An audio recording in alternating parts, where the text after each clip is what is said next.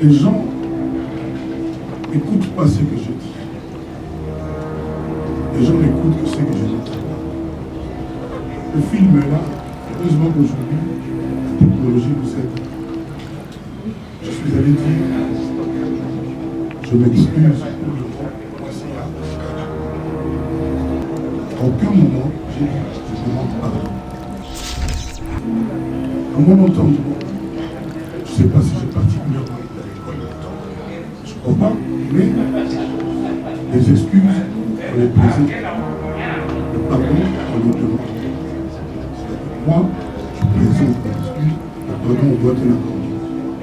Je n'ai jamais dit ça par élégance. Parce que quand je vous avais à la télé, le sujet n'était pas du tout celui-là. Mon sujet était le problème de mes compatriotes au pays. C'était fait. Les gens ne se sortent pas. J'ai voulu parler de tout ça. Mais regardez quand même comme la malice prend le dessus. Les malins qui ont été de vous dompter. Comme moi je dis que dans mon pays où il y a toutes ces richesses, et les gens ne puissent plus garder gagner moins de $200. C'est lui aujourd'hui, moi, je sais monsieur avec moi, c'est-à-dire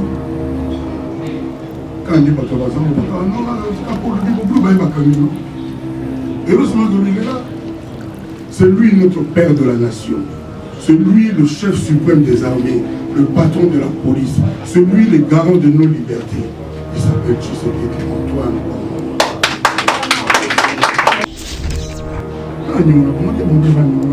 Ils sont tout en Angleterre. On aimait le Dieu. On a des gens là, on a compris les trains pour se matériel. On a des avions, on a fait du site, on a pris un mot de bébé. On va calmer l'avion, on va au Canada, si, on a évité.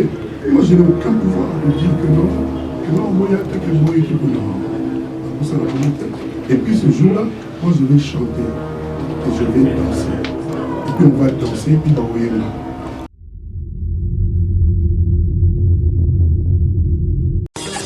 Mbote, ONG Avenir pour tous, où ils ont mis aux États-Unis et la République démocratique du Congo. Na souci à kosunga bandeko na biso batikala na Angola pe na République démocratique du Congo et memeli biso ba service à ligne ndakisa boutique aide alimentaire pe service ya Easy Cash International kotinda mbongo na famille to na bato bazangi ba moyen kopesa ba don pour na ba orphelinat. Il y a des fois totinda ka mbongo na famille basaleli yango na ba besoin mosusu pe batikali kovanda nzala pendant mois mobimba. Grâce à ONG Avenir pour tous kende na boutique aide alimentaire ya Avenir pour tous na Google www.avenirpourtouscongo.com okokuta biloko nyonso ekoli etekamaka na RDC. Sala commande na yo, passer na paiement avant au futa okokuta esika bakomi expédition tia adresse ya Congo commune quartier avenue numéro ya téléphone ya moto ko recevoir biloko passer na paiement na yo équipe ya Avenir pour tous ekokende rapide na adresse au chaki na Congo kino na porte ya ndako et livrer commande wana na famille bazui pe basepeli pona kotinda mbongo kaka na site ya Avenir pour tous kende na Google www.avenirpourtouscongo.org okokuta formulaire tchaba information na yo pe tchaba information ya moto akozwa mbongo na Angola to na Congo tcha moto ni kotindela ye passer na paiement osilisi kofuta okozwa code na email adresse na yo pe sande kwa kene ko récupérer na Angola akozwa yango na Bojawenda na Casa Dubai akozwa yango na Mabor akozwa yango na Kalemba de pe bisika ebele na Angola na RDC ako récupérer mbongo na ye na Lemba Super en face à Food Market na Victoire na marché de la Liberté na Njili quartier 12 toza na Matadi toza pe na Kimpese toza na Kasangulu toza na Bomba toza bisika ebele. Pour plus d'informations benga biso tozali en ligne 24/24 na ba numéro na biso oyo okozwa biso na WhatsApp +1 859 888 45 43. Benga biso à tout moment tokoyamba yo tokoassister yo pour que osala commande na yo to otinda mbongo na Angola to na RDC na pete nyonso. Avenir pour tous, solution ya mabota na biso. Ekoyine mabe le 14 août 2021 awa chez Djonga Den à Paris pour mo bangé na concert avec le grand artiste musicien Yenani Redi Amisi Bailo Kanto bakisela kaye les bijoutiers de la musique congolaise et africaine ako sepeli sabino na banzambo ya kitoko depuis vive la musique titango la casa de Kanto bokozo ba rumba ba mélodie pe binomo boyebi yena voix asaka na kate yenda za kotangisa chant ti lelo mokote akokani na ye boya koyoka la bonne musique awa chez Djonga De oyo ezwami na 12e rue puis Dixme 94 310 Orly ye moko Bailo Kanto akozala wana akosepelisa bino boza koyoka musique boza kolia boza komele pe boza kopina na ndenge ya 2 fois te Bailo Kanto a expliqué biso. Bonjour, c'est Redi Amisi, je vous invite le 14 août chez Djonga 2 à Orly. Venez savourer de la bonne musique, surtout les fanatiques de la bonne musique, n'hésitez pas. De 23h jusqu'à l'aube. Oyoki, omoni, ondimi, kozanga te, kolinga kutu te, babetolo li solo pour le 14 août 2021 et kozala somo awa chez Djonga 2 na Paris. C'est naturel. Non, c'est trop fort. Double S Prod présente la star originaire du Congo, le monstre d'amour africain, Félix Wazekwa. Monstre d'amour. Qui signe un grand retour sur la scène européenne après 10 ans d'absence. Accompagné de son groupe, Cultura Pays-Vie, ils seront à l'affiche au Centre culturel de l'Odyssée à Lyon-Pusignan. Où ils promettent d'éblouir le public et de donner un spectacle chorégraphique exceptionnel. Ça va danser. Bana Guine, Bana Dar es Salaam, Bana Poto, Bana Mokil Mobimba, Cité FC Moko, Afrique Info avec Frank Stemai, Yandankala, Twende. X-Bass Marandura Frank Stemai. On vraiment demandé de ne pas rester indifférent par rapport au sabotage, aux tentatives.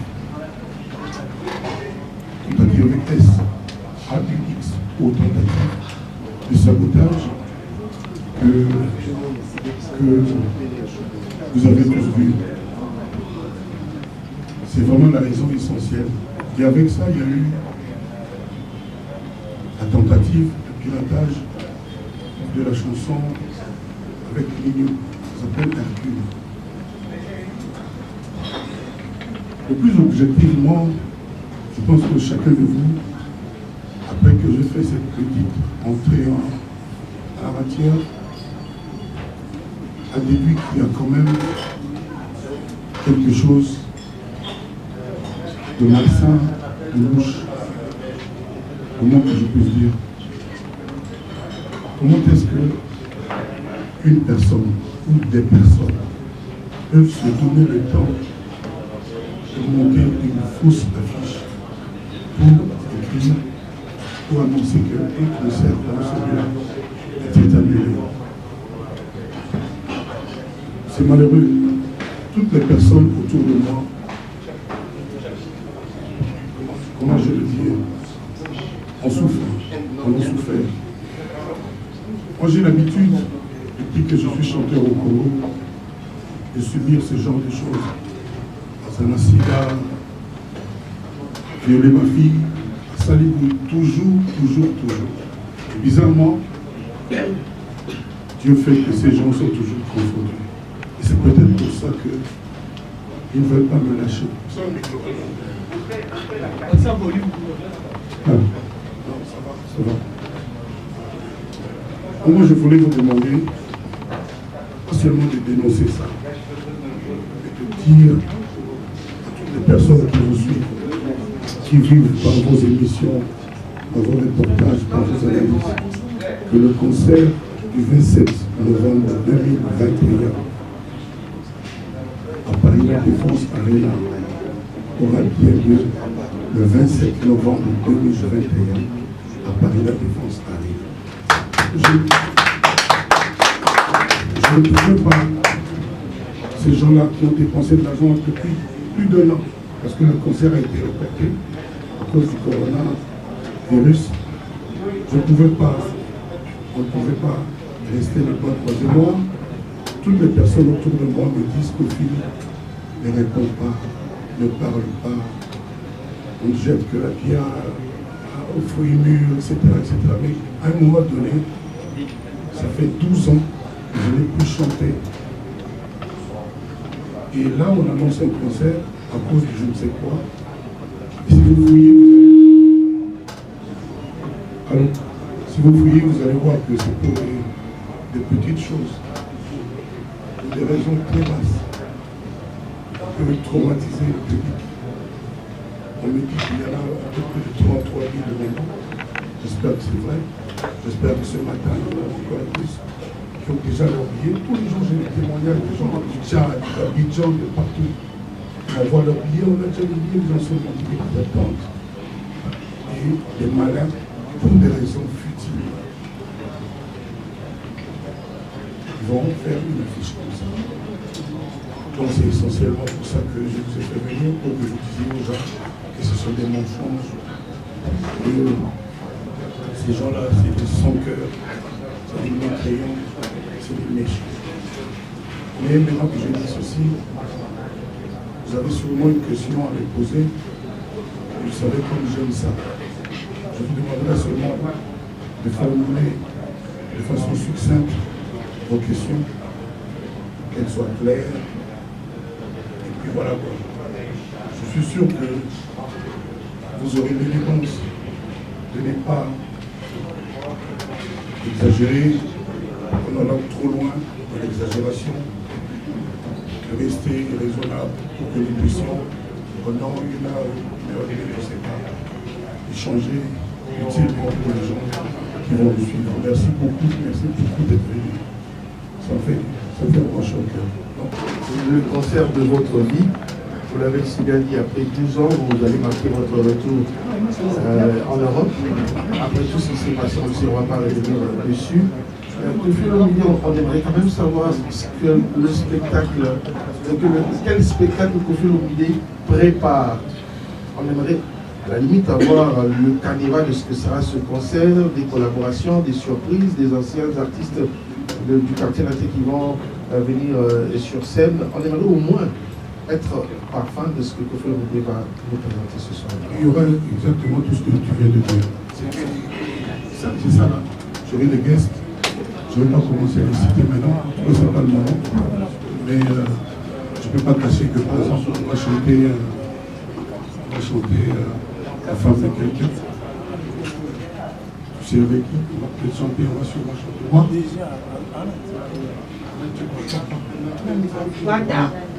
donc je ne m'arrête pas. C'est moi, concert, musclé, 16 muscles. Koffi Olomidé reste l'une des stars congolaises qui s'exporte le mieux. Très content d'abord de cette annonce de la nouvelle. Bon, je pense que j'ai un téléphone. Merci. Micro RTGA. Koffi Olomidé, avant le concert, Toyoka Kike, Fobeta concert, Makamukele, Namobien, Pixos, tout ce qui est là. À un moment, après votre passage à la télévision, vous êtes une personne humaine avec un point de vue au monde, mais tout le monde passage dans la télévision, comme au concert annulé. Et après ça, Koffi Olomidé, encore qui revient à la télévision pour demander pardon. Non, le truc là, d'abord, c'est la question à laquelle je m'attends. C'est Vous savez, c'est quand même quel mot je peux employer? C'est pas révélateur. Les gens n'écoutent pas ce que je dis. Les gens n'écoutent que ce que je dis. Le film est là. Heureusement qu'aujourd'hui, la technologie nous aide. Je suis allé dire, je m'excuse pour le mot, voici à aucun moment, j'ai dit, je demande pardon. À un moment entendu, je ne sais pas si j'ai particulièrement été à l'école longtemps, je ne crois pas, mais les excuses, on les présente. Le pardon, on les demande. C'est-à-dire, moi, je présente les excuses, le pardon, on doit te l'accorder. Je n'ai jamais dit ça par élégance. Parce que quand je suis allé à la télé, mon sujet n'était pas du tout celui-là. Mon sujet était les problèmes de mes compatriotes, mon pays. C'est le fait. Les gens ne se sortent pas. J'ai voulu parler de tout ça. Mais regardez quand même comme la malice prend le dessus. Les malins sont en train de vous dompter. Comme moi je dis que dans mon pays où il y a toutes ces richesses, que les gens ne puissent plus gagner moins de 200 $. Je pense que c'est plus important. Qui est contre ça? Qui lève la main? Celui qui est contre ça, c'est-à-dire qu'il lève la main. Quand je dis que... Je dis plein de choses, je ne voudrais pas revenir sur ça, mais il y a quand même des malins, beaucoup plus malins qu'on pourrait concevoir, qui sont en train de vous aveugler, de vous emmener au pâture. Le sujet n'est pas là.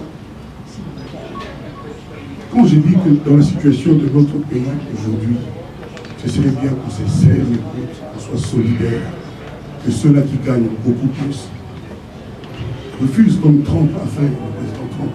Tiens, mon président n'a pas si, mon bon est bélo. Donc, pour le moment, qui est contre ça? Qui est contre ça? C'est des choses simples. Et ça, ce n'est pas la politique. Qui n'a pas dit qu'on n'a pas besoin de 500 jeeps, faire de jeeps là? Moi, je n'ai jamais vu.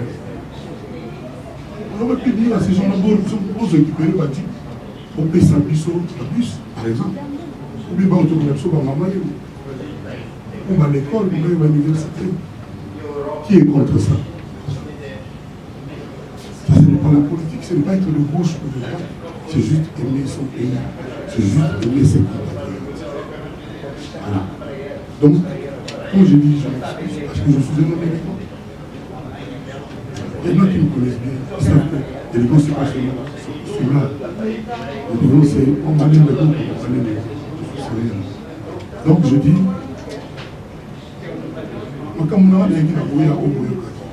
s'il y a un petit truc, seulement ça, s'il y a Kala, parce que Kala, ça veut dire quoi? Kala, il y a chanté la Kala à Kofi.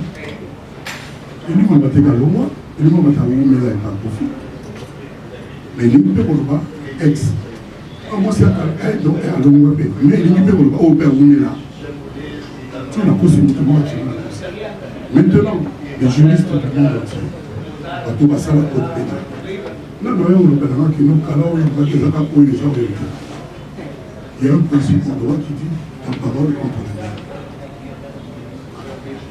vie. Mais quand même, avec élégance, avec le respect, je l'ai dit 2 ou 3 fois dans mon propos, ces gens-là ont éludé cela, ne sont pas revenus sur le mot avec tout le respect. Je l'ai dit plusieurs fois. Ils ont ignoré ça à dessein. Dessein S-S-E-I-N. Je dis avec tout le respect. De ça, je m'attendais à toutes les questions, sauf concernant maman. Vous m'aidez à vous en communauté. Et je suis heureux que l'intelligence, le terme maman et maman, et celle que Batoua parce que quand on dirait que ça au-delà, on dirait que moi, mon conflit personnel pèse. On va qu'il y ait dans mon on a pété à Pona, d'autant plus que on a eu mon qu'on a moins que non, Moi, il y a un Kala. Excuse. Et pas un autre nom, celui-là. Voilà. Donc, tout ça, vraiment, on va penser à l'aide des enfants, mais il va cacher, on va foutre la liste de nous. Voilà. Et il peut se laisser ça. Voilà. Donc, c'est l'information essentielle qu'on a avec la parole. Quand on dit que les gens répètent ce que je n'ai pas dit, on me demande, bilan, il y a besoin d'un bilan de l'eau, parce que soit besoin de litiger, soit besoin de satisfaisant, on a eu des années. On a besoin de satisfaisant, on a satisfait. On va quitter ça négatif. Quand on n'est pas satisfait, c'est pas être négatif. C'est pas être négatif, satisfait, t'es nous. Il faut qu'on fasse ça. On peut dire que l'amour, c'est là pour tout. On fait l'équipe de la sélection, bien satisfait. Quand tu connais, je prends l'exemple à beaucoup pour comprendre bien. Ça dit, tu peux faire encore mieux. Et j'ai ajouté à la fin ce qu'ils ont encore éduqué, toujours à dire ça. N'oublions pas les difficultés qu'on a à connaître pendant la place. Je l'ai dit. C'est-à-dire, notre président Melo a perdu 2 ans. Tout le monde le sait. Parce qu'il y a des accords de la on a une chance en tout à la naïve dans la protagoniste. Avec 2 ou 3 mois de cette nuit, c'est l'un des sujets dont on a parlé.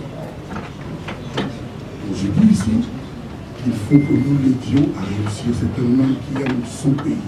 C'est un grand président. C'est lui aujourd'hui, moi, je sais monsieur avec moi, c'est-à-dire, quand il est pas on va dire, non, c'est pour le dire, on peut pas y non. Heureusement que lui est là. C'est lui notre père de la nation. C'est lui le chef suprême des armées, le patron de la police. C'est lui le garant de nos libertés. Il s'appelle Tshisekedi Antoine.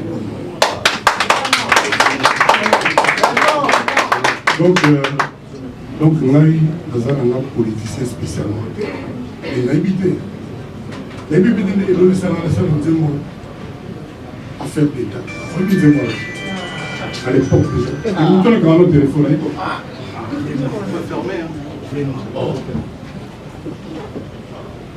Non, mais on dit que c'est le moment là, c'est quoi, moi c'est pas bien.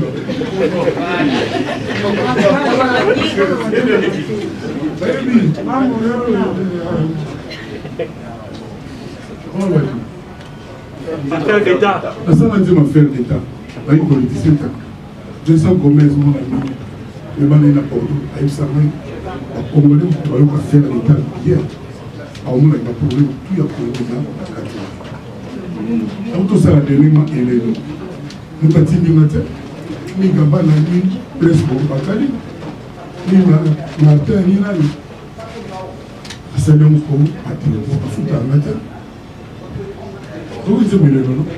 c'est un Congolais qui aime son pays. Voilà. Après, c'est nos paroles, je vais vous parler.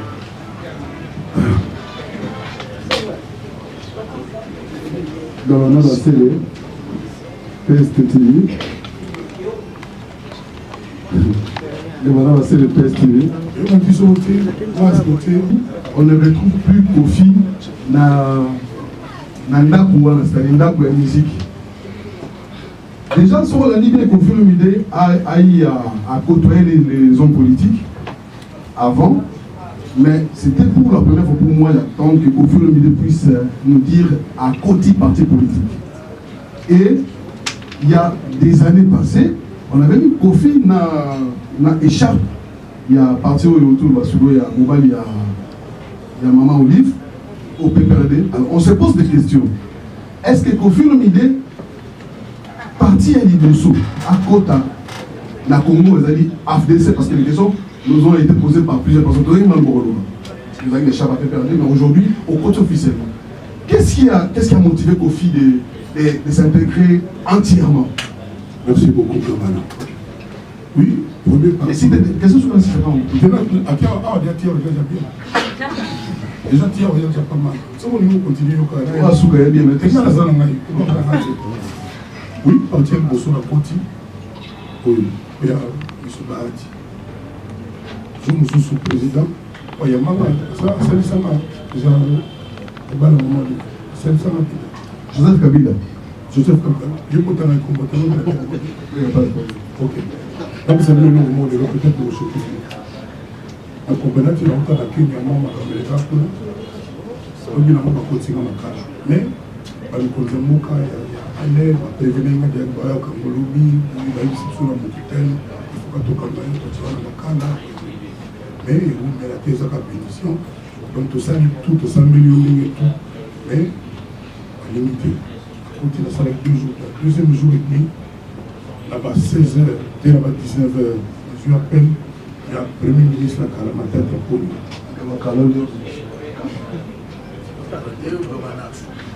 Parce que nous avons deux sens de monter. Kalaoya à Loma, Kalaoya au milieu. Vous avez un moment pour la tour de paix. Voilà. C'est quoi les ministres à Loma, à Bénin à 19h, pour les ambiances, nous avons le président Sili qui m'a fait pour les Macandio a donné du Marassi, président Kabila. Jamais dans le bas du sommet en public. Ah bon? Oui, il a expliqué à moi que je peux se mettre dans la moitié. Il a dit bon, tout le monde a 19h. Donc, il a la Pongi, où il y a Pongi, on est dans la lobby, on n'est pas de toute façon. Mais il y a ma tête pour le Premier ministre à l'exercice. À l'Union, il s'arrête de l'autre qui a marqué président de la Kabila. Donc voilà, en dehors de la politique, nous ne sommes pas pressés, on a une ligne à l'Union. On a un à son mouvement, on est à Madame. Après, on peut ignorer, c'est pour ça, ce qu'on a bien. L'Obama comme naïf directement le nègre a pété. Le but pété que ça n'a pas pété, ça pété dans la malam. Donc pour cette raison personnelle, en tout cas, on n'a jamais compris ça naïf. Donc essayer de gratitude, nous avons subi ça beaucoup trop souvent. Partir de la quota, qu'est-ce qui s'est passé l'autre jour? Le président fallait arriver au Salah pour la vote. On a une inscription, une liste électorale. Enrôlement, voilà. Alors, il y a pas de Zala. Non, il n'y a pas de problème. Salamon a cause de l'Ibéa. Salamon a pris depuis. Mais on a gagné Salamon à Pazastar. Et tu vas bien, conflit. Salamon a effectivement marié. Ennemi aux îles, en salon, il y avait que des notables qui ont choisi. Si, quand le président y est, c'est moi, le Tchalaman, c'est pas celui chaque année, à Tchéna. Pas tout le monde est là-bas,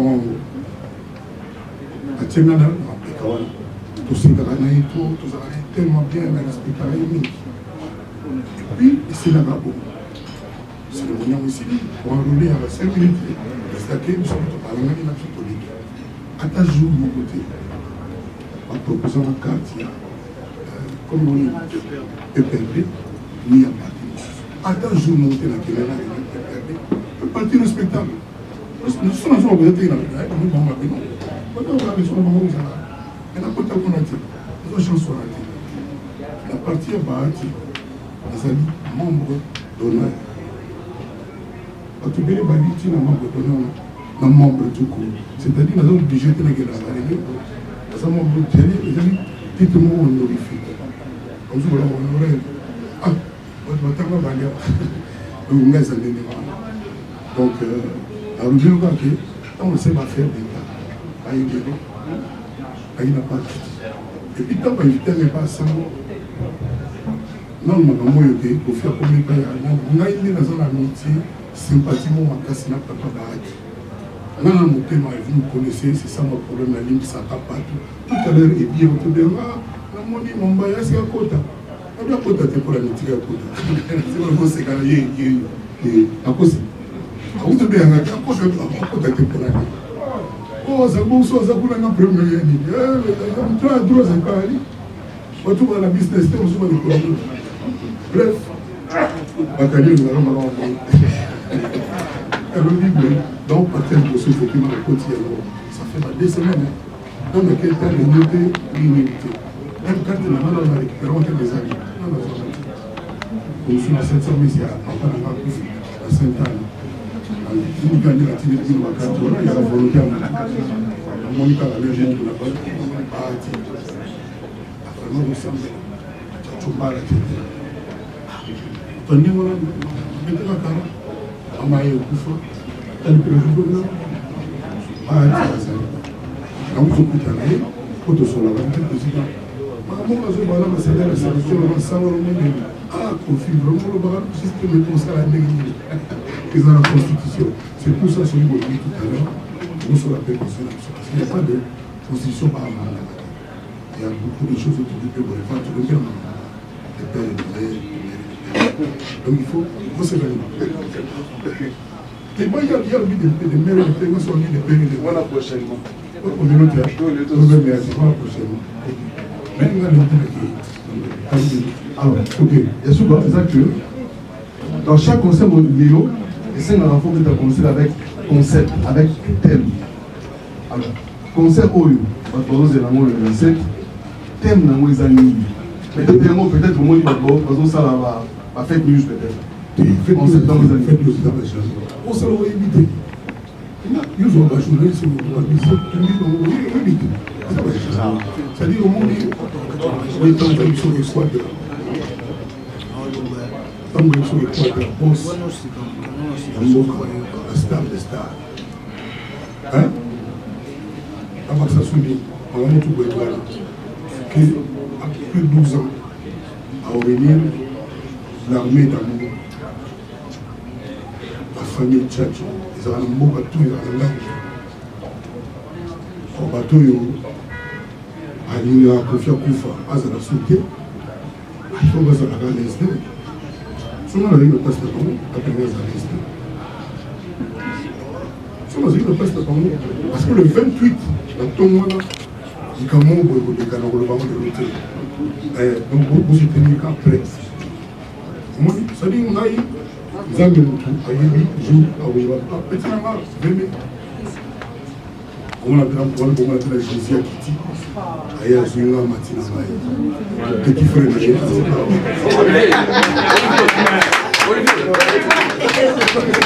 Là, ils ont un bon mot, intellectuel. Donc, bateau n'a pas apprécié depuis.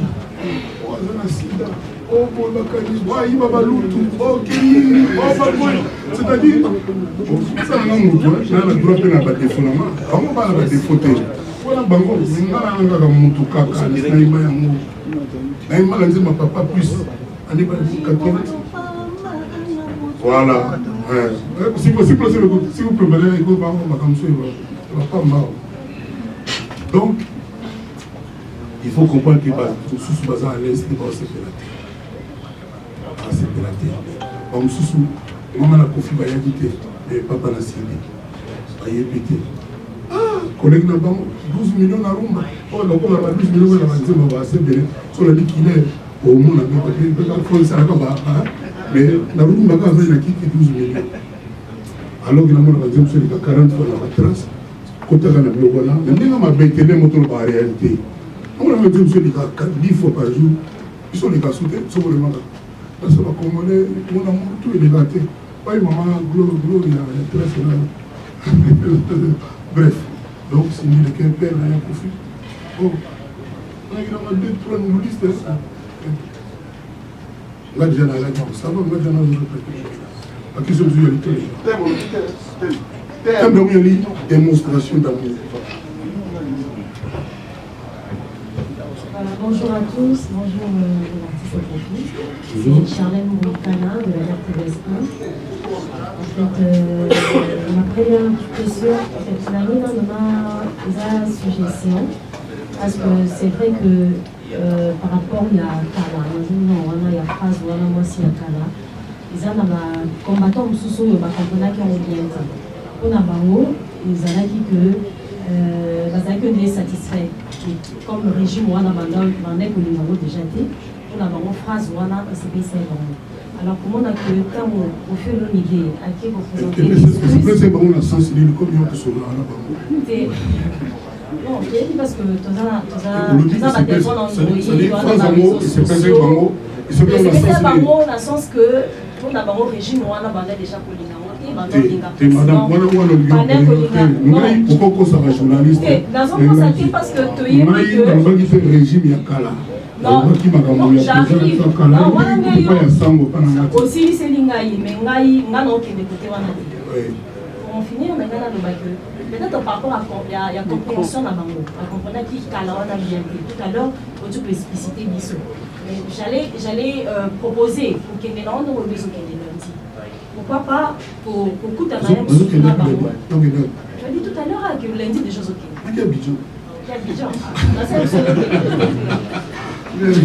peut-être okokutana na bango kosolola na bango parce que bango lelo s'il vous plaît lelo tout se respecter et puis tout le monde mboka na biso ye na loba ndeko wana eza na biso ateli biso etape droit c'est-à-dire bacongolais tout baza na droit bakoloba likambo na ye pourvu que okalomnie te oinsulte te odifame te okosa te ntango ozobona makambo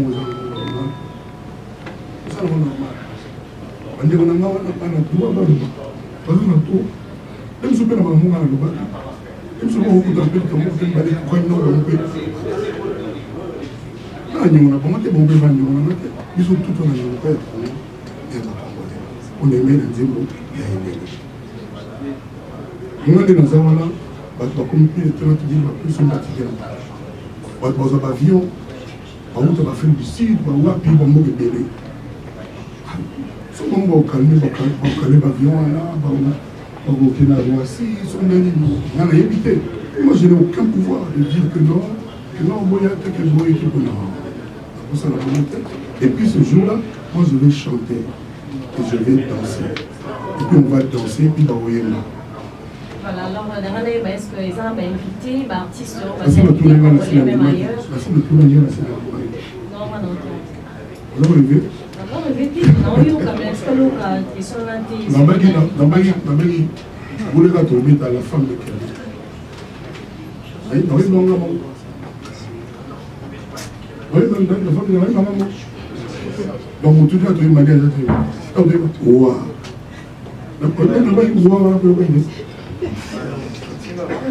ah, c'est avec la vérité quoi. Donc, oui, après on conseille les amis invités à arrêter. Arrêter les lots, ils arrêtent. Même avec mon projet, il est programme. Merci, quelque chose. Merci. Et puis, personne ne m'a vu.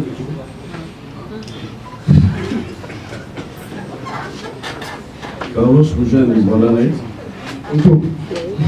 Tonton Carlos Kofi Olomide est un artiste qui ne garde pas souvent sa langue dans sa poche, donc c'est-à-dire ma sortie naïe, surtout les arts politiques, ceux qui abîment, il dit des choses, en fait, il dit des choses, c'est comme s'il dénonce les choses.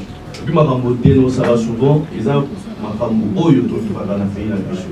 Alors moi je voudrais savoir, Kofi Olomide, ma perspective, bien ambition politique et analyses. Parce qu'on comprend que tu es un artiste, un musicien, et en même temps, à mesure, quand même, il va assumer peut-être, on ne sait jamais, dans l'avenir, moi, ma poste, moi, alors, ma ambition politique, réellement, est à l'anime. Et la deuxième sous-question, si je peux la poser. Ok. Il faut faire des lots. On le bien que le père de la nation doit aller comme le Tshisekedi a dénoncé. Quand on le dit, le commandant suprême de l'armée Tshisekedi a dénoncé. Cela veut dire quoi? Vous êtes libre? Cela veut dire que c'est un autre non. Vous êtes libre, il y a un Koloba Makam Oyo, et il y a un Koloba par rapport à Yamboka. Alors le point se pose là. Au fur et à mesure, il y a une question de nation. Cette question est importante. Et ça bien tenant au Linga Bongote. Parce que Matubele Moussa n'a pas dénoncé au film à Bato. Là, ça Bongote. Au signer la partie à Bachi Mkwebo, en fait, au lobby qu'on a membre d'honneur, on peut le dire ainsi. Ok, partie Charles Nango, effectivement. Charles Nango, donc c'est-à-dire, Bishop Ben en journalisme, ligne éditoriale, donc Bango, Baza pro-Fati. C'est ça en fait le problème. Et on va confier l'omidé, la sortie médiatique, normalement, il fallait la charte, il y a partie one en fait. Donc c'est-à-dire, lui quand même, c'est ce que fait le président présentement en fait. Quand je dis que vous dénoncez, donc vous avez l'art de dénoncer, c'est-à-dire on a plateau, on a émission qui est passée.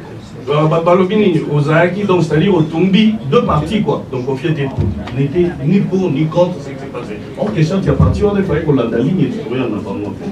C'est la question que j'avais posée. On a une ambition politique là. Normalement, tout chiqué à Kofi Olomide et Zaranine. Parce que à chaque fois que vous sortez dans la sortie médiatique, vous dites des choses qui semblent être vraies, mais apparemment, juste par après, ce n'est pas, à mon avis, vraiment assumé. Que c'est nous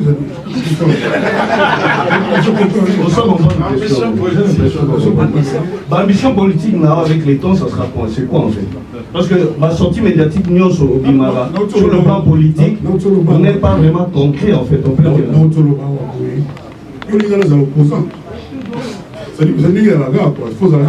Mais en tant qu'artiste, vous allez opposanter quelque part. C'est ce que je suis en train de dire. Artiste, vous allez opposer parce que vous avez une femme de deux côtés aussi en même temps.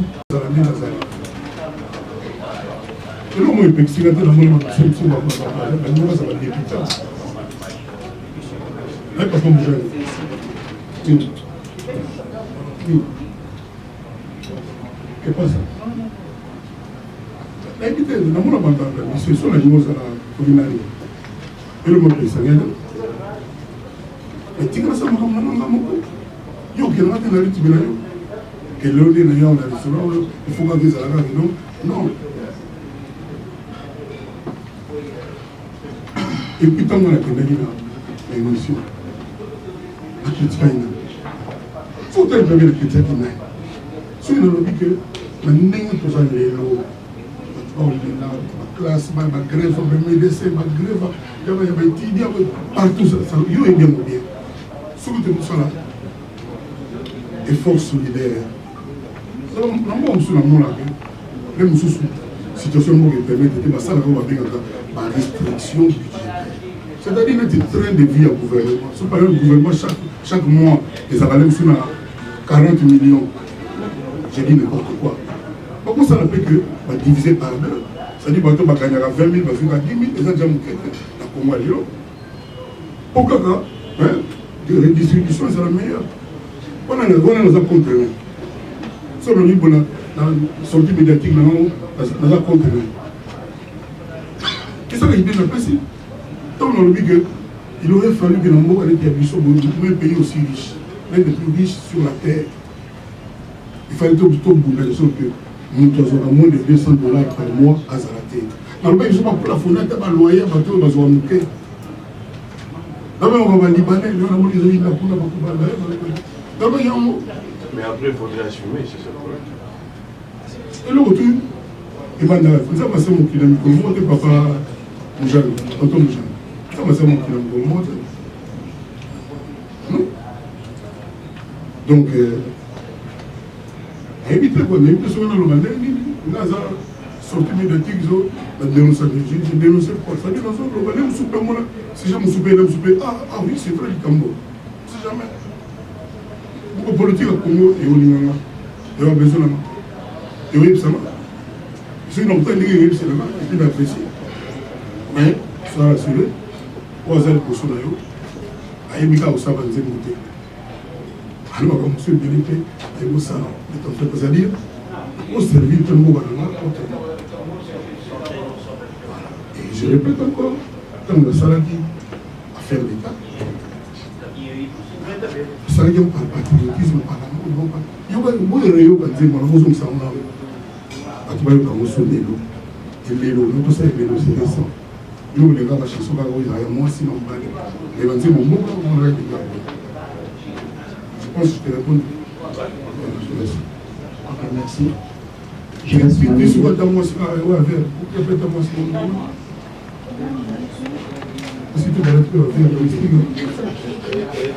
Ok, je me présente, je reste Malele, Wantashi Télévision, média en ligne. Wantashi,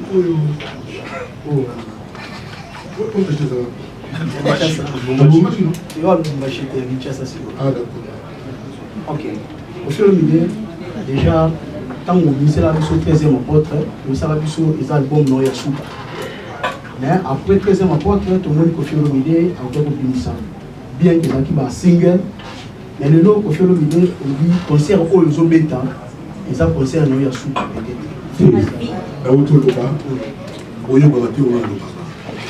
Oyoga bouboulé.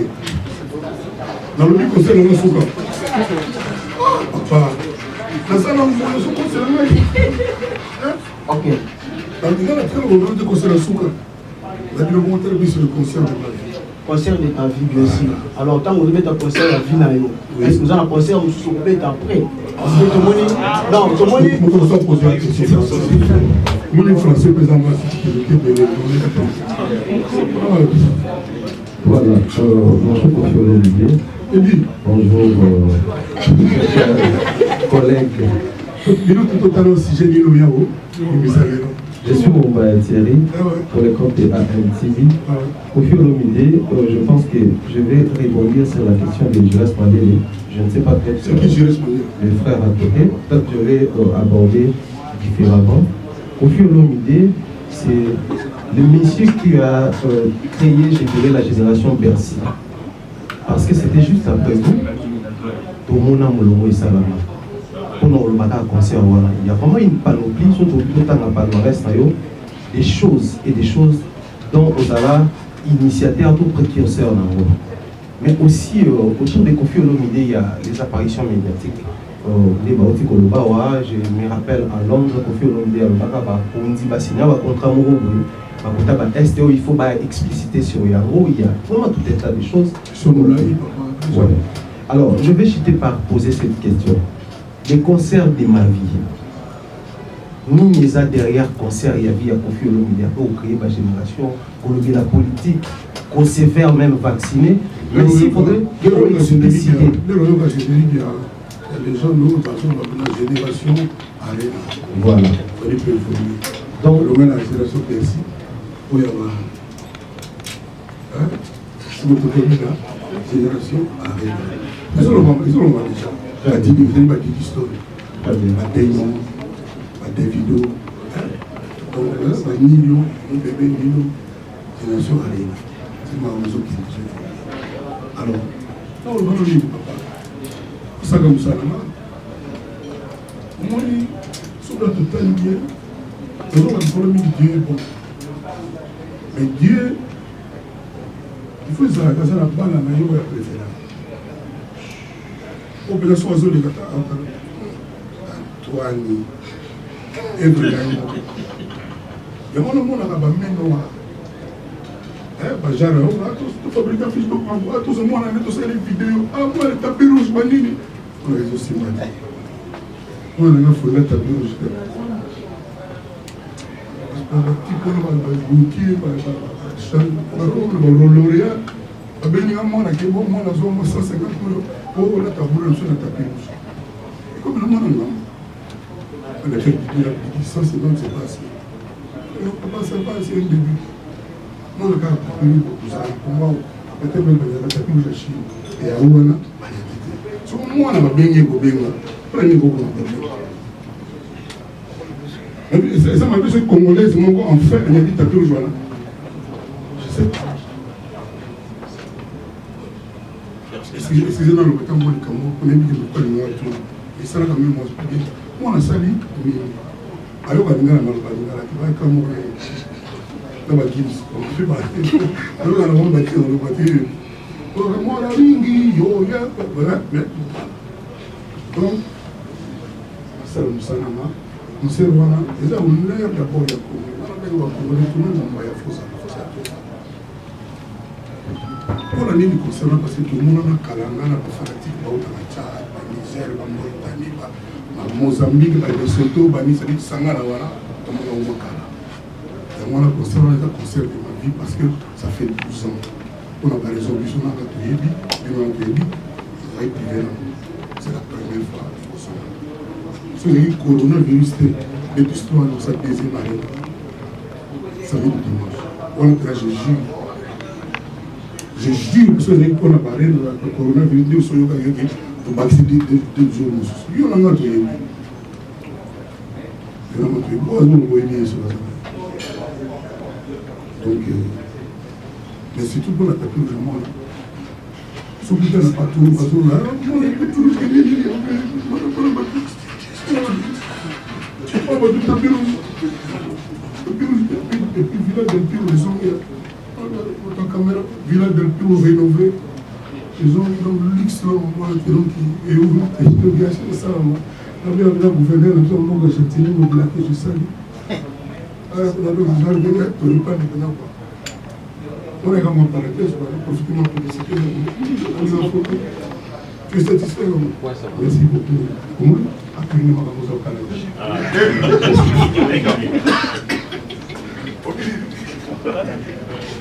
Bonjour, monsieur Théophile Didier. Merci pour l'invitation. Moi, c'est Théophile Moumala, l'intellectuel de Globator TV. Ma question est de savoir, concernant votre concert du 27 novembre à Paris 2021, U Arena. Le gouvernement français vient d'exiger des passes sanitaires. Si jamais ils obligent les passes sanitaires avant d'entrer dans la salle, quel sera le sort de vos invités qui vont venir partout dans le monde entier? Alors, on va déjà parler.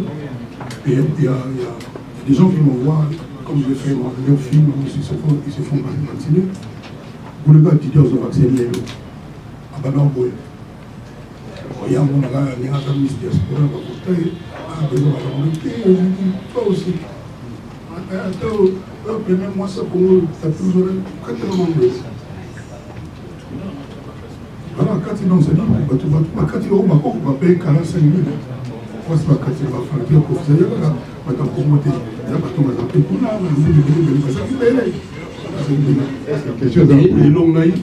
je demande à tout le monde de partout de se faire vacciner.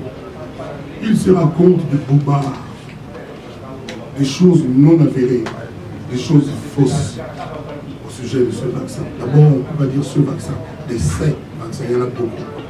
8 ou 10, je ne sais plus le nombre exactement. Donc, moi, qui suis devant vous, je voulais être votre cobaye. C'est comme ça que j'étais parmi peut-être les 3 ou 2 ou 5 premiers Congolais à se faire vacciner. Vous avez vu la vidéo, authentique. J'ai pris mon second vaccin, j'ai mis 2 vaccins et j'ai ce qu'on appelle un sanitaire, j'ai ça. Moi j'ai ça. Et j'encourage tout le monde à faire comme moi, parce que la maladie existe et on n'arrive pas à l'éradiquer. On n'arrive pas à l'éradiquer. Éradiquer la merde, il y a beaucoup de monde. On n'arrive pas. Aussi, et bimi sur la version. Donc, figurez-vous qu'en Amérique, ils sont presque 500 millions vaccinés. 500 millions. Et les lots dans la France, là où il y a à peu près entre 45 et 50 millions, bateau bazo kufa bazo kota l'hôpital na malade na le cas bateau bazo na c'est pour ça besoin d'informations là-bas en France 2 tout ça pour moi donc faites-vous vacciner parce que dans les gens qui parlent mal des vaccins ils ont fait quelle expérience, c'est-à-dire ils ont quelqu'un qui a été vacciné qui a subi quelque chose, c'est seulement l'imagination. Moi je suis là déjà, je suis vacciné 2 fois et de toutes les façons je vous le dis je pense d'ici octobre, en tout cas dans l'espace européen et américain, on ne pourra rien faire, même pas monter dans un taxi quand on n'a pas son vaccin. Et moi je suis pour ça. Je suis pour ça. Les gens là qui font du boucan, c'est parce qu'ils n'ont pas encore eu un membre de leur famille mort. Et enfin, je veux vous dire, dans le bar, on jamais. On a le coronavirus. J'ai été atteint du coronavirus pendant 2 semaines et demie. La commune pénale au sein des amis, on parle bien. Tellement ça fait mal. Maintenant, vous avez monté. Moi, il y a mal en ce moment. Tout le monde va couper. Parce que ça va dire, oui, c'est un peu la bateau. Oh, les ouais, le gars, bateau va vous faire. Soit c'est petit que la cimetière, les gens, c'est beaucoup. Les gens vaccinés. Moi, je ne dis pas seulement au Kofifi, pas seulement à la famille d'amour, à l'armée d'amour, à mon bureau ovale, qui existe dans le monde entier. Je le dis à toutes les personnes parce que moi j'aime l'espèce humaine. Je dis toujours, on a fait ce lien au boulot, on a fait ça. On a fait ça, moi, on a fait ça, bateau va jouer le boulot, parce qu'on a monté assez, basé béni. Donc, faisons-nous vacciner. Et moi, j'ai bon espoir que le 27 novembre 2021, il y a de fortes chances que nous fussions 42 000 avoir été vaccinés. Vraiment, Gabana, Tony, Dayachop, Divine, surtout surtout ok, si Dieu a raison, il faut toi.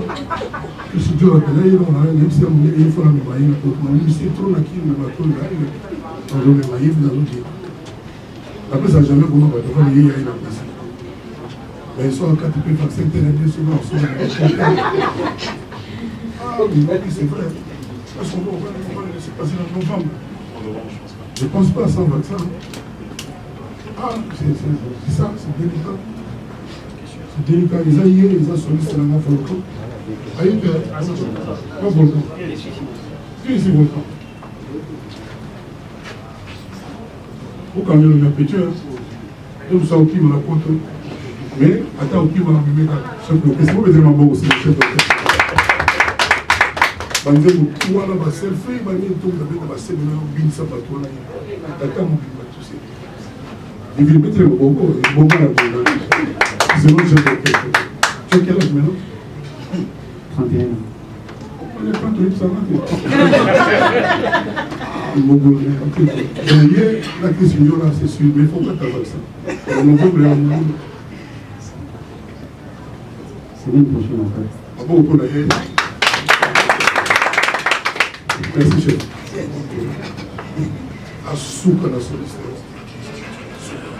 Oui, merci. Ma deuxième question et la dernière est de savoir est-ce que M. Kofi Olomide a un habilleur? Un habilleur, nous là qui s'accueille. Ce qui a Zali, est-ce qu'on respecte ta carte? On respecte ta carte, dress code du Naï, tout au Sahara Oyayou. Parce qu'à chaque fois qu'on apparaît dans les médias, de temps en temps, Babylone qui fait l'extravagance, ou est-il dans la barbe? C'est fait exprès, ou ils ont un choix là.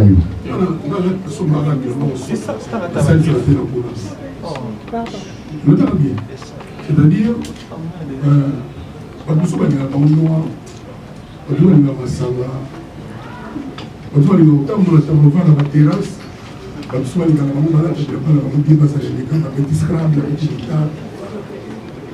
dans la côte, dans la magazine, pour lesquels il a connu. Comme le film a été ça, même si ils ont été la fiche, ah, bah, chinois, va s'en monter. Maintenant, on a d'autres cabanes, 2900 €. Chemise monte. Moi, je vais au monde, les arrêter. Ils sont bien extravagants. Je ne parle pas de yo-yo. Mon tour bien. Pas bien. C'est ça, le monde, il y a broche. Broche, voilà, il y a une crabe. Nous devons avoir un peu extravagant. Nous devons avoir un peu extravagant. Nous devons avoir un tigre. Il y a un peu extravagant. Un cheval. Cheval là. Tigre. Ah, et puis non, mais. C'est le nom de la cheval. On a fait un bon tigre. C'est les tigres. Si on a un monde bien, nous devons avoir un extravagant. C'est à l'honneur de tel qui pyjama.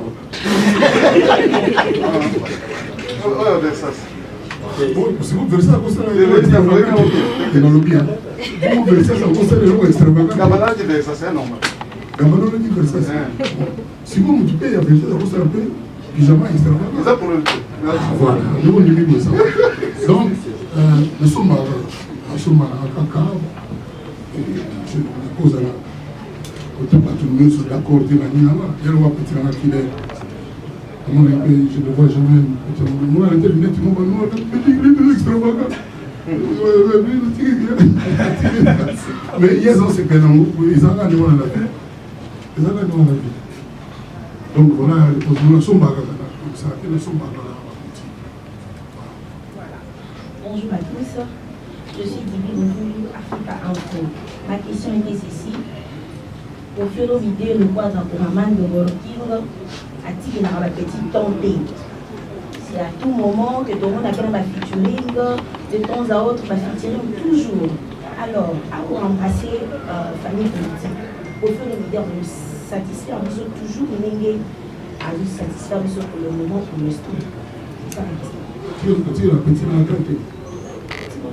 Donc, ma maman a vu son bayoka, beaucoup, diva, mais les autres, ils n'ont pas parlé. Mais, petit, il y a un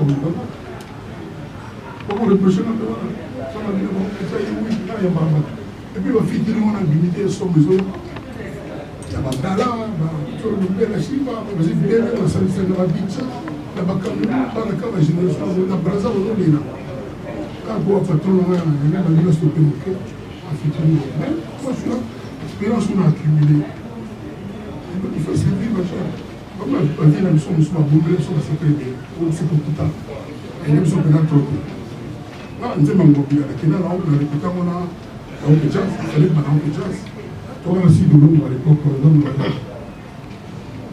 la répéta bien il y a trop on a répété et tout c'est bon l'homme fallait on a fait l'homme tout sur la pour ma solo là on a ma solo que la lettre système sur le jazz on a fait l'homme de ça le système là il peut comment dire moi dolès répétant on a taboulé au champ il y a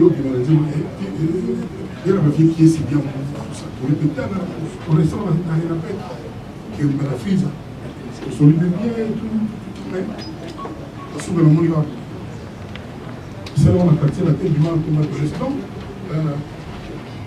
embrasser politique on a bien le documentaire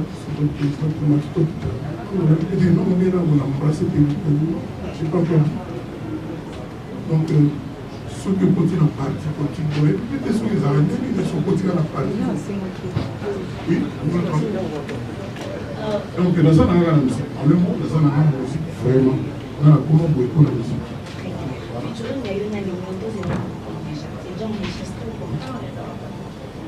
S'il vous plaît. Le featuring de Nino sort le 28 de ce mois. S'il vous plaît. Ah. On a demandé. Das Lied von Nino und Koffi Olomide wird am 28. veröffentlicht.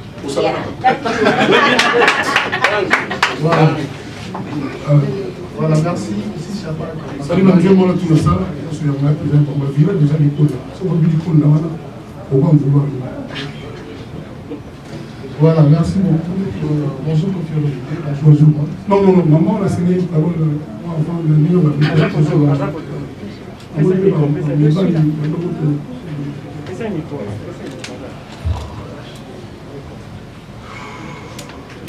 Merci beaucoup. Je suis Patricia Camonia, journaliste AON, Aïcha Coco Network. Koffi Olomide, je suis tentée de vous demander comment vous allez déjà. Je suis là. Je suis tentée de vous demander comment vous allez. Je suis vacciné, donc ça va. Alors, on voit aujourd'hui un Koffi différent du Koffi d'hier. Un Koffi assez impliqué, un Koffi assez proche de ses fans actuellement. Voilà. Koffi, pourquoi aujourd'hui vous êtes dit que tiens, je dois dénoncer par rapport à hier où vous faisiez la file bouche. Et je dois... La file bouche. Comment ça? Parce qu'aujourd'hui, on vous voit très impliqué dans la musique, comme surtout dans la politique. Oui. Un Koffi très impliqué, un Koffi capable de dénoncer. Voilà, j'espère pas. Et par rapport au 25, voilà. Je sais, pardon. Je me plus. Par rapport au 27, la fois dernière, au Anilaki concert, par rapport au Covid, toute sa pandémie, alors aujourd'hui, la situation ne s'est pas vraiment calmée. Pourquoi vous tenez le faire aujourd'hui? Parce que la situation s'est calmée la montée. Pourquoi aujourd'hui? Et surtout la dernière question.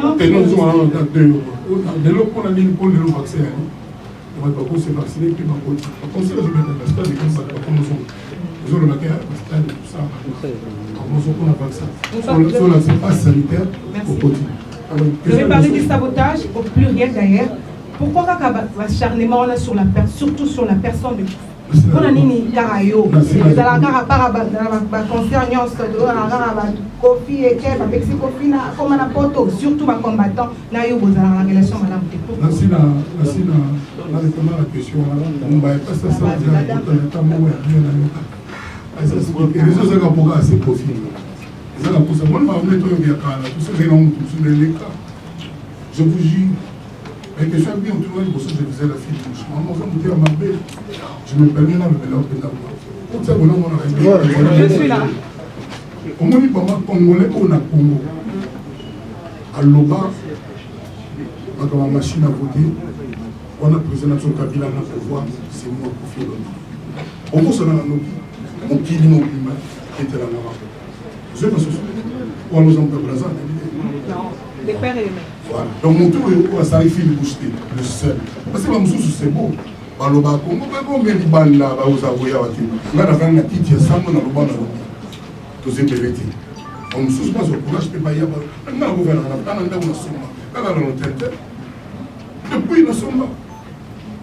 Le gouvernement a dit divin je à côté de depuis la minute là dans le paquet. Petit du bel avec petit baba.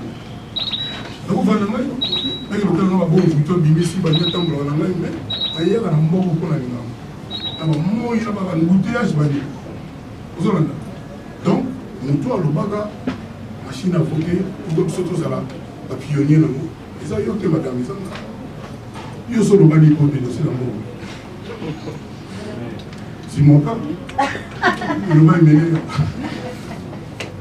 Donc il ne faut pas que le bagage moment pour battre libre mon la donc avant de passer à l'obag pas tout souvent le bagage non ok pas même maï na yo boy ti le bazo au bagage même na ya faut mon na ba de na la vie tant que on filme tant que on calomnie tant que on diffamer tant que on mentir tu as le droit de parler moi je ne mens pas dans la calomnie expliquer bien le nom dans vos éléments clarté tant on a dit ça satisfait ça ne veut pas dire que dans le business est négatif non beaucoup se fait et dans quelles conditions il se suffit de travailler pendant 2 ans il ne fait que se débattre parce que non mais ça va mais moi je veux qu'à réussir vraiment pour sentir un changement c'est pour ça que je dis que je ne suis pas pour ça non on est satisfait on ne peut pas on dit ma volonté il faut y aller pas en battant dans la liberté voilà donc le moment je faisais la film je ne dois pas faire plus tard. Les lots nous a impliqués sous ma case. S'il vous plaît, madame, nous sommes là, nous avons été pendant aux assumes dans les voilà, question aussi. Bonjour, je me présente Zaria Kandaki. Exactement. Je voulais savoir, est-ce que vous pouvez nous en dire un peu plus sur l'album qui va sortir, Légende? Légende, il est on a au moins 10 pochettes, il y a des choisi tellement c'est bien. Il y a des featuring incroyables, ça devient le style actuel. C'est vraiment un ami multidirectionnel. C'est-à-dire il y a les rumba, le tchatcho, la musique traditionnelle classique. Mais il y a aussi un côté up-to-date, c'est-à-dire ce qui se fait aujourd'hui, ce qui est de montant. Moi je ne peux pas ignorer WhatsApp. Tout ce qui se fait là, je ne peux pas. Donc je suis de mon école, Dieu m'a permis d'être ce matin encore en train de respirer. Donc je fais avec les des featuring avec Karis, avec Soulkin, c'est le Gims, les Arabes. Un super groupe d'artistes. Et je pense qu'il a déjà fait 600 millions. Voilà, Soulkin, si vous entrez dans la chaîne, vous allez voir qui c'est. Il y a avec Gaz Mawete, il y a Inos qui est là, il y a des vidéos, j'ai déjà dit, il y a beaucoup d'artistes, je n'oublie Matima Séville, etc. Donc c'est un album vraiment que j'ai fait avec cœur. Je n'arrive pas d'ailleurs à m'arrêter. Ça continue. C'est vraiment deux machins. Et puis il y a déjà des clips qui ont été faits. Bon, c'est eux, c'est leur bien. Je suis fier de les avoir rencontrés. Et puis ça se passe comme ça, quoi. Ça va. Je compte sur Trace, surtout Trace Kitoko, que vous puissiez contribuer à. Vous savez, les chansons du Kofi, pendant un mois on dit que c'est pas bon. Après, Donc il n'y a pas de mauvaise chanson là-bas. Et on n'arrive pas à faire la play. Comment tu appelles ça? Le tracklist. On n'arrive pas à choisir la première. On n'arrive pas. Mais moi je propose Andrés. Et puis après, Andrés, et puis après la chanson avec Davido. Et puis quand même, maman, c'est ta femme. Il y a une chanson qui s'appelle Femme. Voilà. Merci beaucoup, Madame Faté. Je suis honoré de ce que vous soyez là. Merci. Merci. Mais maintenant, nous avons été appelés. Ah, oui, Je vais profiter par la même question. Je profite, comme il a posé la question sur les questions. Oui, je pense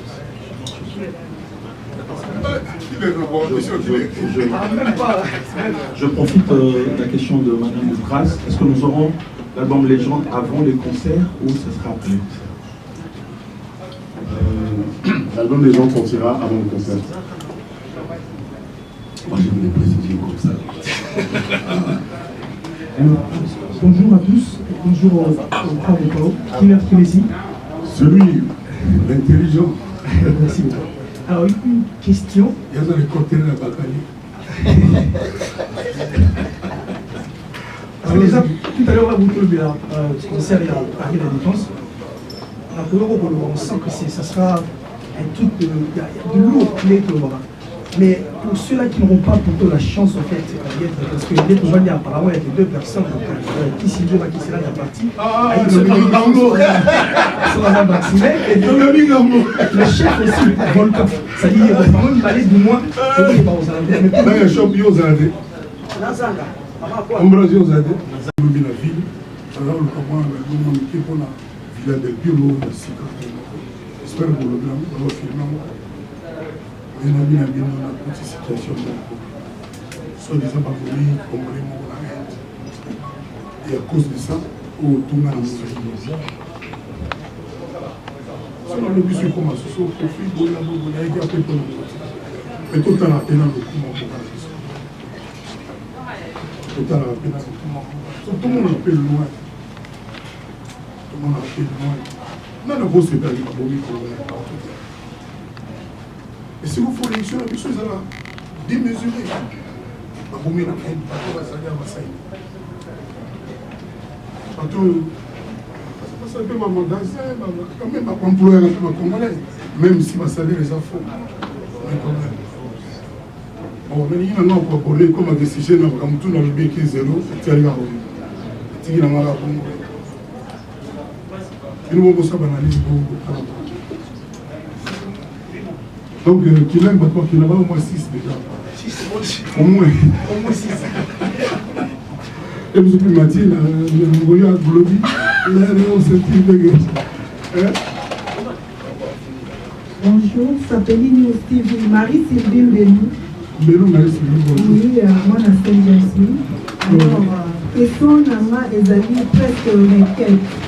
On a quelques on a le bail jour dans le micro, on a faire voir mon entier et puis on a autour le grand artiste Kofi Olomide. Kofi Olomide, na sepela mingi on sala cinéma. Pour Otika la libéra comme artiste à Poufarate, na monde de musique aux Ali, na monde politique au palpé, mais pour la monde de cinéma. On a un groupe mobile oyo koki kobenga pe sur le plan international. Na Congo le César Diba acteur au sala cinéma mo oyo tika le roba film à Lumumba oyo tika pour la génération à venir oyo ba mona ka kofi te ba mona kofi même à représenter le monde du cinéma. En tout cas ils ont souhaité na ma pour na Sapelini studio. Merci beaucoup, je touche du bois.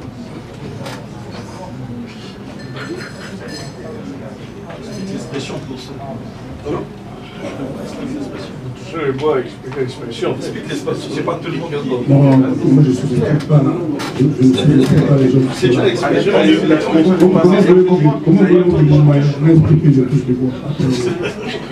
Mais il n'y a pas que moi ici. Non, mais moi je parle de toi. Je te choisis. Parce que moi j'ai été. Bonjour. Bonjour. Oui, c'est Darby Simba, ma mission de télévision. Ah, okay. Il n'y a pas longtemps, au temps de cette élection à Doyoué, on reconnaîtra qui mon point a avancé en quartier latin à Congo et à Tévéron. On a un bac qui 90% de Batoubassingaki. oyo même verront na concert wana surtout équipe oyo esoutenaki yo na moment. D'abord papa, le concert, non mais oui, mais concert il y a c'est toute une machine extraordinaire. C'est une vision moi on a beaucoup réalité. Ça dépend de quelqu'un va banir quand même abonné mais boy. Le Cameroun va type là la figure l'université. Bah tu peux vivre la PCGP voiture. Si le pendant jour on a mon appel. Non, on n'est pas foutu. Et ça c'est dit n'importe ma famille n'a tout battu na liberté n'est ça là. Non. Non, ça quand tu bédi le lolo tout ça. Les Ivoiriens, les Sénégalais, tout les Africains, les Congolais, ils sont plus pour ça au moins 12 ans. C'est bizarre. Merci mon père. C'est bizarre. Voilà. Merci. Bonjour, Kofi Olomide. Bonjour, madame. Afrique Télévision. Afrique Télévision, c'est pour nous. Mike Kafa. Moi, bien, Mike. Et jamais la représenter. Voilà. Quels sont les abonnés? Un concert, toute ma production, ils ont épelé à niveau Europe, tout en France. Mais dans la Guinée, si je peux encore au bon de la mission, vraiment, la là-dessus parce que dans les postaments, les appels la vaccine de Kangaï. À l'église, on a compte, on a bis, la taxi bis, la moto, on a fille, on a carrière, il y a aussi. Oh, bon, c'est bien, il y a une profession, la mission pour la Guinée, on ne travaille pas au foot à danser, à mettre, au foot à un bon rôle. On s'en rend une fois, deux fois, trois fois, on s'en rend 12 matin. Et là, on peut souvent, on tout le temps autour là. On a la côte là. Ah, donc ça m'a mis quand même quand même. Pas rester les apolés, mais puis on va passer à la voie. On va demander de me vacciner, mais la boutou va s'en aller. Ils sont là, c'est voilà, question dans mes abonnés. Ma production est télé à niveau de France. On dirait concert na yote qui vous en a beaucoup plus visé et pas par combattant. Pas ça la massacre que tout le monde a la faire. Et puis deuxième question. C'est qu'on est personnage d'après eux. C'est normal pour les apôts.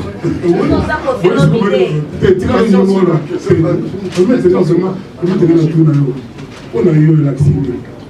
Pardon? On a. Ah oui, oui, vraiment. On a eu. Quand il y a eu une présence visée, d'après eux, on a niveau. On a évité. Oui, ça a un courage. Est-ce que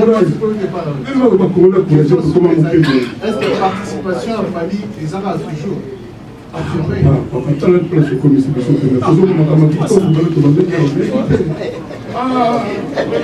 Mon question tournée, à construire des délais, mais quand il y a eu des affiches. On a dit banaliste, bossano banaliste. Et c'est ça qu'on a peine à peine. Il n'y a pas de problème, mais il y a conflit à aller peine à peine. Voilà. On est 22 minutes avec lequel on a tellement de la vie. C'est quand même une réponse. Comment vous avez maintenant un conseil là? On va merci beaucoup, frère. Nous allons les micros par hier, nous allons analyser. Mais ça, je n'en réalise. Pour l'année négative, on a le militaire, combien on est parlé là? Shadrach Alobi. Là, juste la question de curiosité. Il y a quand même des avisés. Parce qu'on a des gens, on a des femmes. Il y a des gens, il ne faut pas viser. Oui, il y a des millions. Nous avons une révolution technique de l'île. Ok, c'est M. Valentin Talenga de A.CD. D'accord. Ok, vous avez demandé ici de dénoncer parce qu'il y a une tentative qui a déstabilisé le concert. Moi, vous avez dit que vous ne dénoncez pas, vous parlez de cet espace. Et là, vous avez choisi des camps politiques, sachant bien que ces camps politiques débattent aussi ses adversaires. Vous n'avez pas peur que l'adversaire voit là-bas les sous. Comment l'adversaire va casser? On s'oppose à un camp politique. Est-ce qu'on peut dire que, au sein du bilan politique, c'est bon, on va sauter. On a d'autres politiques des semaines. On va traiter dans le même sujet. Là, on est dans une liste. Là, on est bien pour combien de conseils dans les années. Je ne vais pas tout dans la bataille. Si on peut passer les choses, c'est moins bien. Directement politicien. Je ne sais pas. On a toujours la partie, on a pu cuisiner. On se bloque au Marbassal. Ma femme, on a un membre d'honneur. Il y a quand même une différence entre membre actif et membre d'honneur, de prestige. Je suis, je le redis, musicien, artiste, musicien. Et la guitare, mon basse, il y a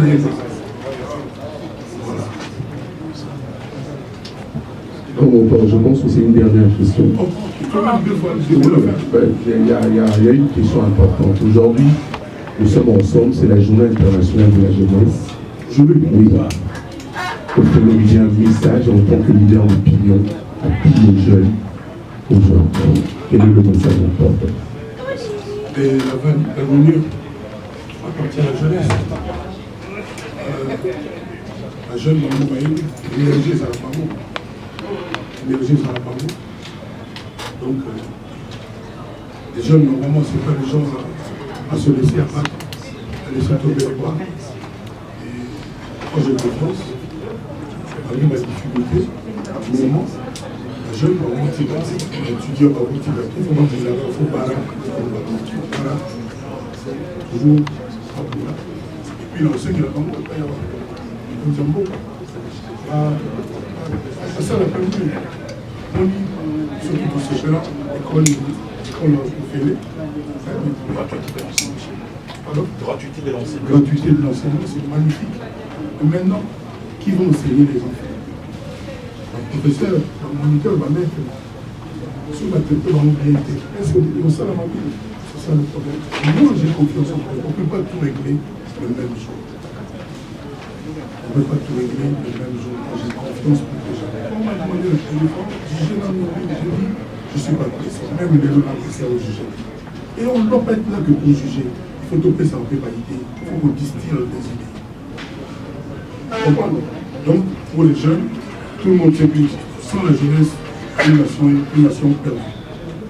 Donc, je sais que ça va aller. Dieu n'oublie pas ses enfants, comme dit l'expression. Relativement à la jeunesse, on vous a trouvé très impliqué, comme on a dit tout à l'heure parmi le confrère, avec surtout dans votre sphère musicale, avec le featuring des jeunes montants.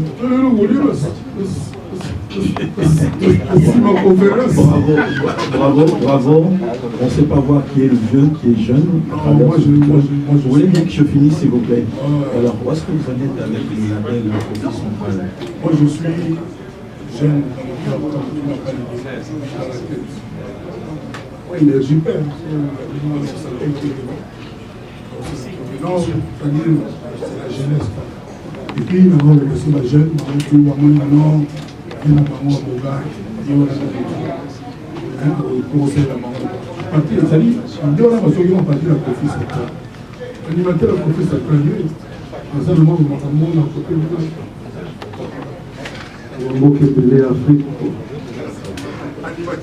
Profit Central, c'est pas seulement à Kinshasa, c'est maintenant partout. La Diamond va vécu la Profit Central. Ouais, je confirme. Non, les gens n'ont toujours pas toujours mais là où ça l'esprit moi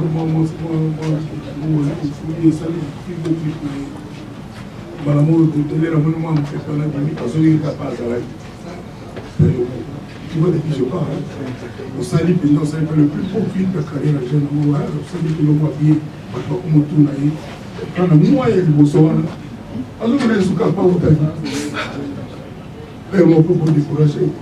Vous êtes fatigué de l'ingratitude? L'ingratitude, non, c'est sans effet. C'est sans effet, et puis bon, c'est de bonne guerre. Est-ce que le message n'a pas depuis. Ok, moi c'est Mathieu Bonchier, RTVS et puis Elenia Congo sur Internet. D'abord, on a conseillé une question dans la journée, et on ne t'a pas battu parce que ton maman qui d'abord qui a une émission. Il y a beaucoup de politique, il y a quelqu'un qui a un et partout pour la salle interview la maman, fan il y a Kofi Olomide au Tozala Awa.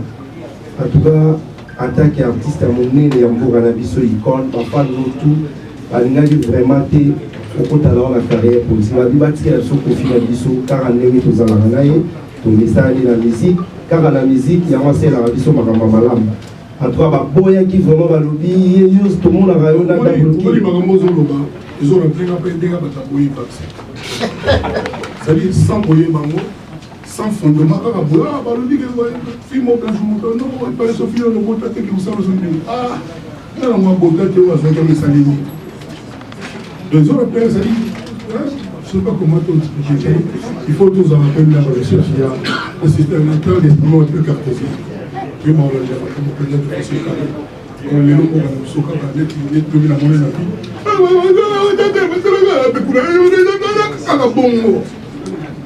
C'est nous qui avons résolu mon inga azali. Pardon?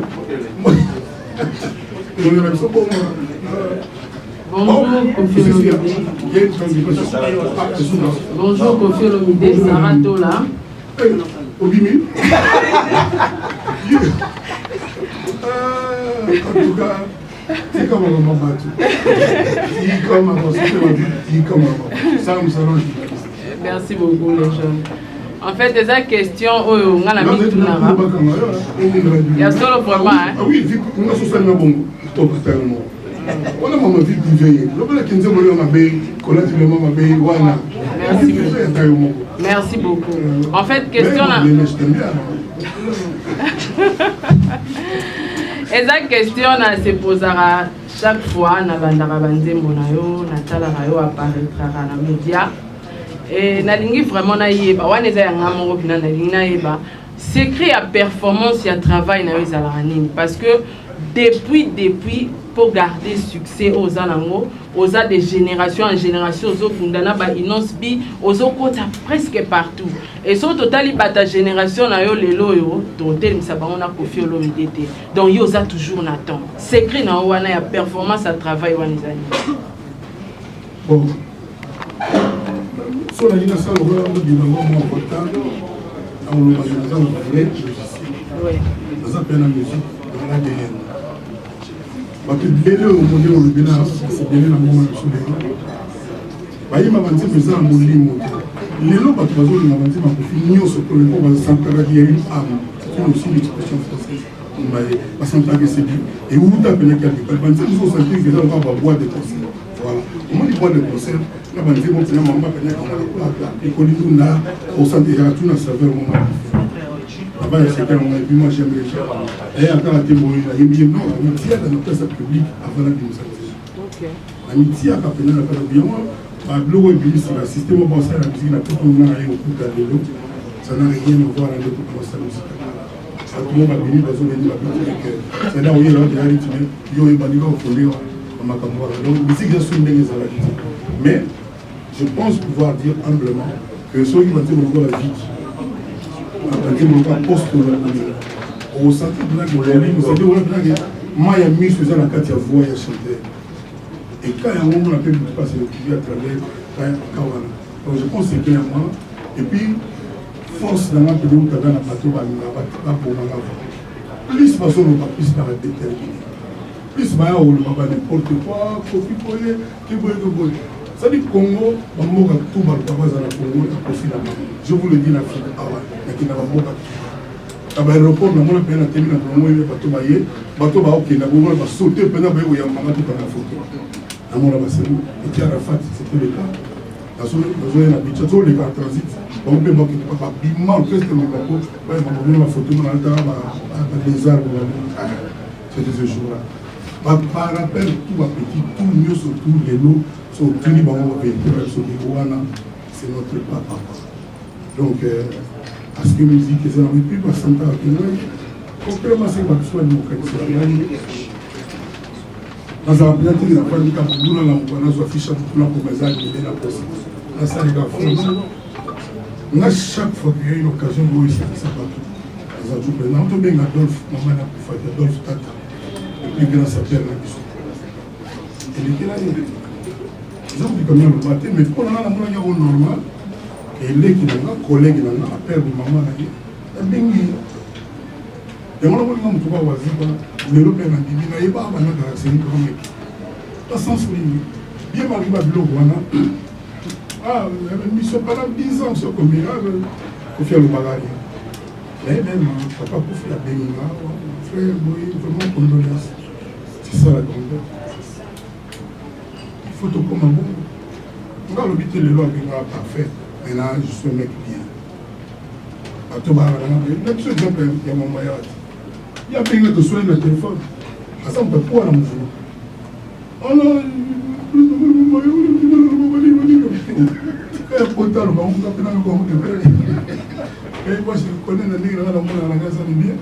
donc, plus vous avez remarqué qu'au fait que vous ne pouvez pas dire que accomplissement, et moi, je vais après ce qu'il a dit, il m'a soufflé. Moi, on a trouvé le mot, on a le gueule. Ça drague. Mais il n'y a pas de conservateur, tout ça va quand il y a des besoins de permettre. 20 ménages journée, on va aller dans le monde, il y a petit roi. Bon, on a mis la généralité, mais on va pour ça, c'est pas. On ne fait jamais la route, on a mis ça. Donc, on a un ami, ils ont mis et puis dans la monde, tout le monde de musique, nous avons bien ça, on a un Sibino, il faut s'arrêter, nous avons bien apprendre à aller, on va préférer. Il m'a aimé. Amen. Votez-moi à Jésus. Merci beaucoup.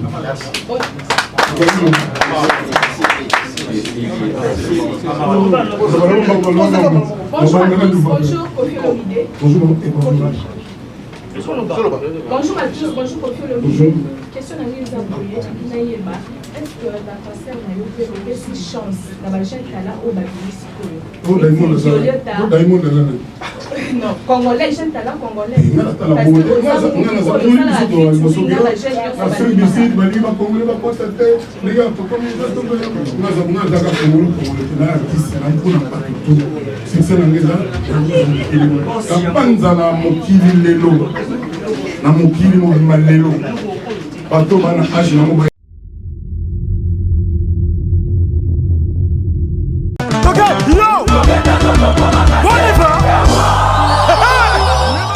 Événement. Double S Prod présente le maestro Fabregas, le Métis Noir, livrera pour la première fois en Europe un grand concert le samedi 13 novembre 2021 à la salle prestigieuse du Double Mixte à Lyon, Villeurbanne. Accompagné de son groupe Villanova, ils promettent un spectacle immense. Mon général Kassongo, mon colonel, mon pépé. Les vents.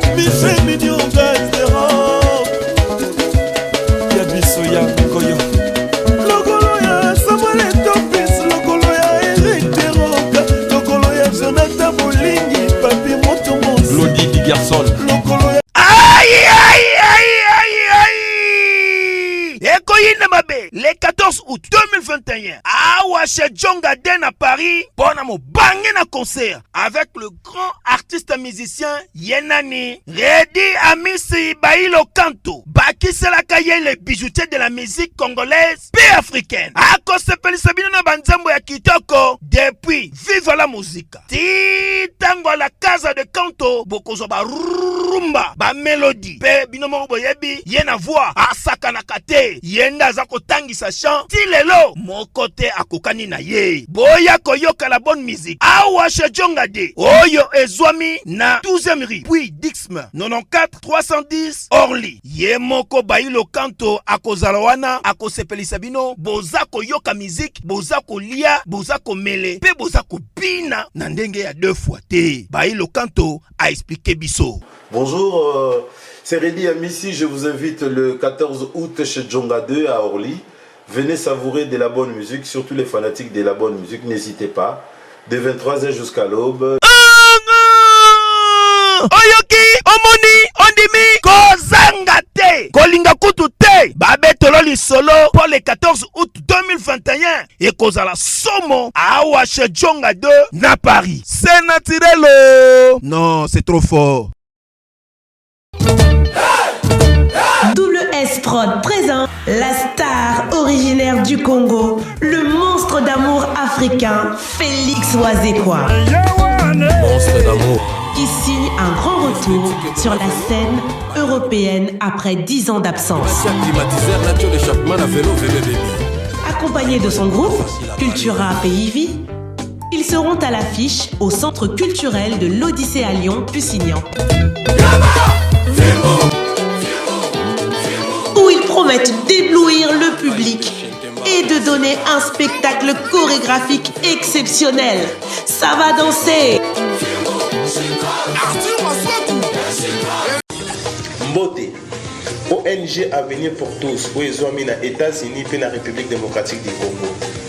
Na souci à kosunga bandeko na biso batikala na Angola pe na République démocratique du Congo et memeli biso ba service à ligne ndakisa boutique aide alimentaire pe service ya Easy Cash International kotinda mbongo na famille to na bato bazangi ba moyen kopesa ba don pona ba orphelinat.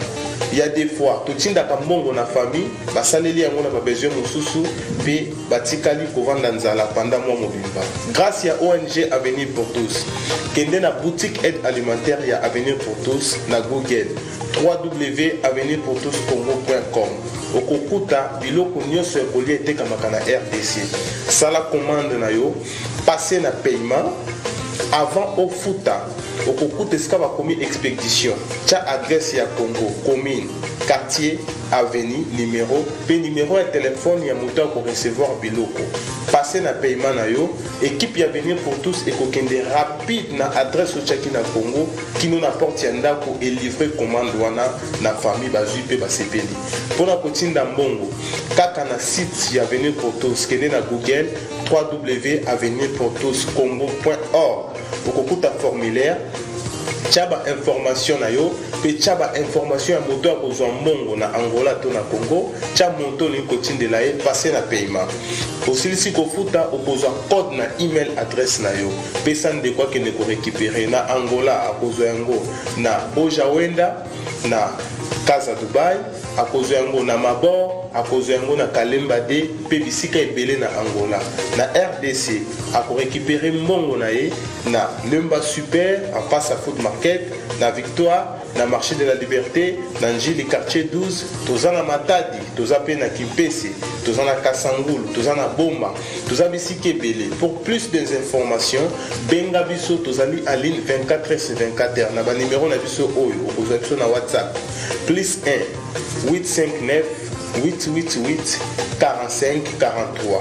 Benga biso à tout moment tokoyamba yo tokoassister yo pour que osala commande na yo to otinda mbongo na Angola to na RDC na pete nyonso. Avenir pour tous, solution ya mabota na biso. Bana King, bana Dar es Salaam, bana Poto, bana Mokili Mobimba, site ya Semoko, Afrique Info avec Frank Semai, Yandankala, twende! X-Bass